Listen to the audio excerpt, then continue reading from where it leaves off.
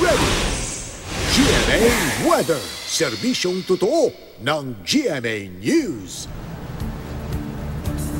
Mga puso, quick cast tayo sa lagay ng panahon sa loob ng 3 oras. Unahin natin ang Metro Manila.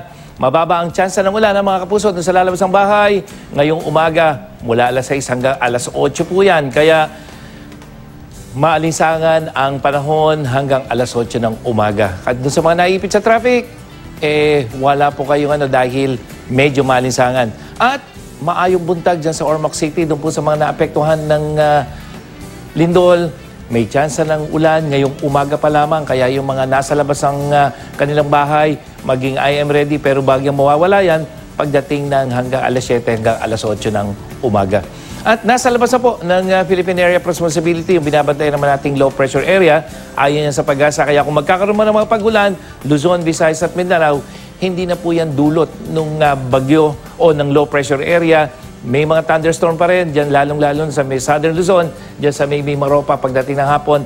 Visayas at Mindanao, lalong-lalo na sa may Eastern section at Central section na apektuhan ng lindol. May mga thunderstorm pagdating sa hapon. Sa Mindanao, malalakas din na thunderstorm ang inaasahan. Yung mga kulay pink na nakikita nyo, dyan sa may Zamboanga, Northern Mindanao hanggang sa Soxargen. Mga kapuso, namataan sa baybayin ng Zamboanga City kahapon ng isang ipo-ipo. At tanaw po, dyan sa may karagatan ang malaimbudong ulap kasabayan ng isang matinding thunderstorm. Nawala rin ang ipo-ipo, makalipas naman ng ilang minuto.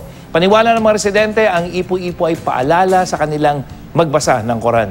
3 beses na raw sila nakakita ng ipo-ipo sa kanilang lugar nitong mga nakalipas na taon. At noon yan, 2013, sinira po na isang ipo-ipo ang bahay ng mga bakwit sa Nooy Bakbakan dyan sa may Zamboanga. Yan ang latest mula sa GMA Weather. Ako po si Nathaniel Cruz. Magandang umaga mga kapuso.